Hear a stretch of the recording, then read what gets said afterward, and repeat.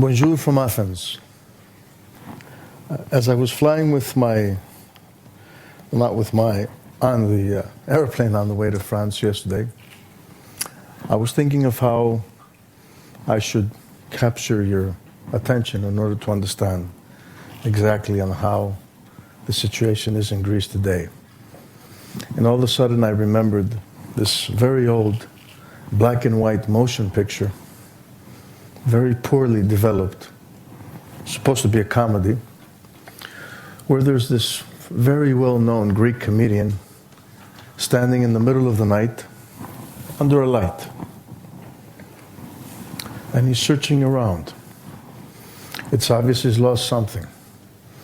This very authoritarian policeman comes along, very skinny, but authority was made up with his very big hat, very demanding, and turned around and said to the gentleman looking, "What are you looking for?" He says, "I lost a drachma." Hopefully this is not going to be prophetic in any way. And he says, "Where did you lose it?" He says, "Well, I lost it over there."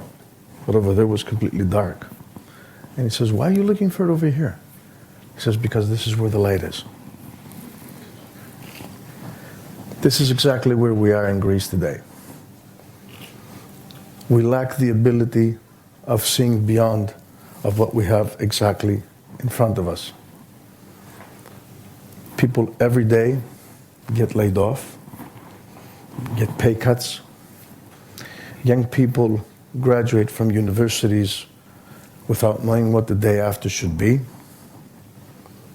Fathers and mothers return home happily that they haven't been laid off the same day, but before they go to bed, they agonize of what's going to happen the next morning.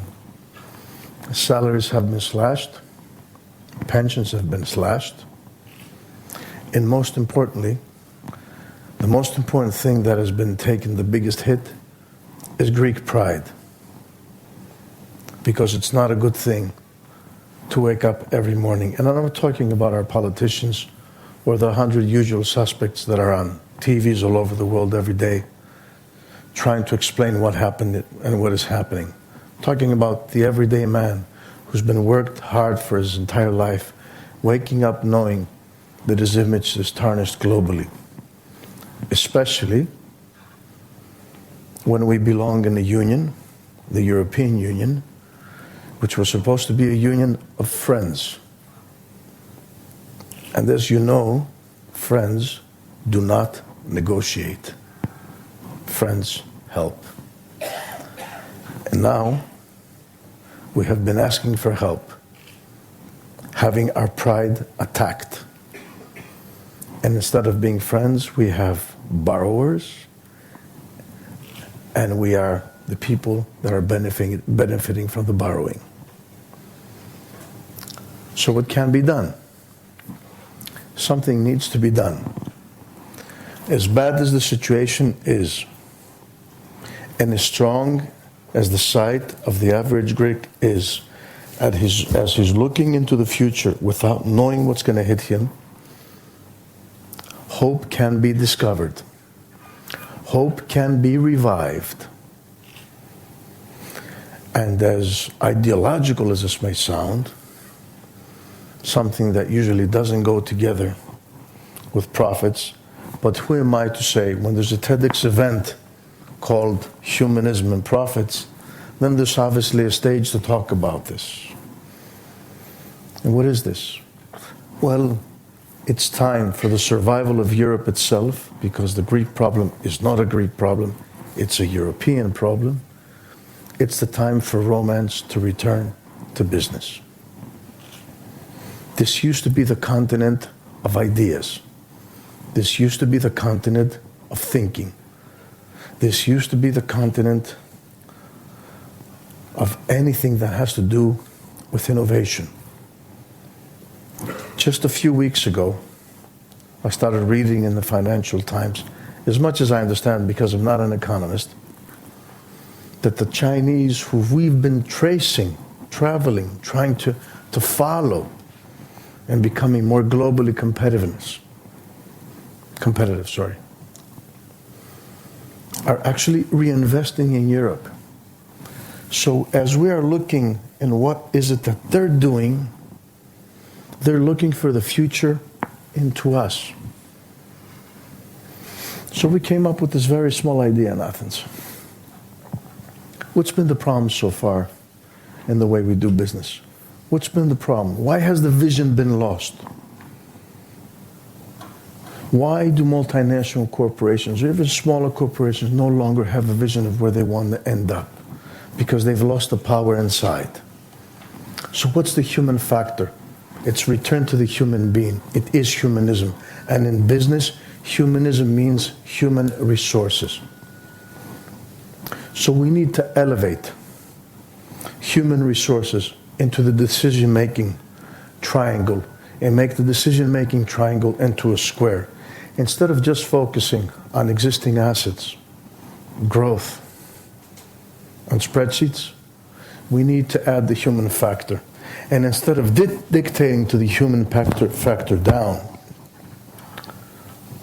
on what skills need to be acquired in order to create the new product or create a new model of growth, we need to add the human factor, make it a square, so we can all sit down and say, okay, the same way we try to figure out what our assets are, we deal with human brain as an asset itself, and we ask each one of them to see how far we can go, and based on that, we develop a new growth model. And why is this important? Because that's the way you create visions, and it's visions that drive business. It's not spreadsheets. That's why romance, returning to business, is just not a philosophical idea. Is the way business in Europe is going to survive, excel, and become more competitive. We need to understand one thing. As good as someone can be at their work, if they have to fear every day returning home that they will not have a job tomorrow, then they cannot bring happiness. They cannot bring happiness. The family cannot follow. The family cannot follow. The children cannot respect and look forward to.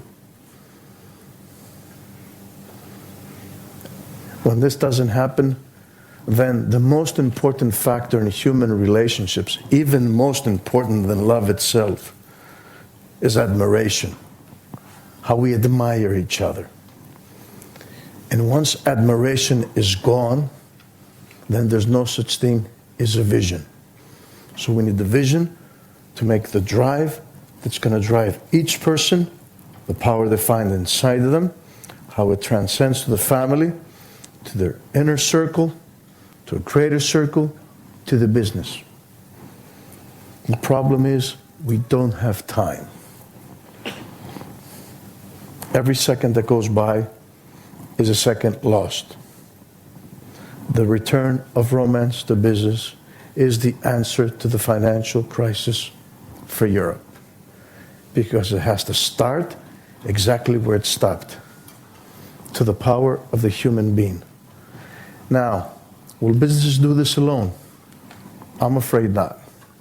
This needs various policy changes in what is the heart of the European Union, which is Brussels.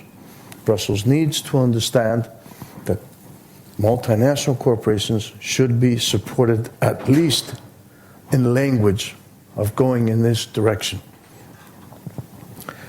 I don't know if you are familiar with the EU structural funds. We are the beneficiaries of those for the last few years in the south of Europe. Most of the funds directed from the fourth package available these years is for human resources. Let's have it returned there, where it's taking advantage of. People are being retrained in order to address new growth, but not as growth is dictated to them, but as they put themselves involved as part of the problem to find ideas for growth. And if that happens, then that will lead to people saving their pays, saving their jobs, making new positions. And there's also a big opportunity for those in services in this business, where the multinational corporation cannot do this because it's actually stuck within a different box. Companies that can offer their services as hubs, where they connect the multinational corporations with HR services, with universities, with funding from the EU. Is this easy? No, it's not easy. But just a few minutes ago, we stood here watching another gentleman trying to solve the water problem. So I'm very small to be talking about anything else. And in any case, if anything can start, it can start from TEDx. And if we are very serious, TEDxLaDefense can be the beginning of a European movement that addresses just this: how to return romance into business and how to make the centerpiece of success in Europe the human being as it was, the way we know through history. Thank you.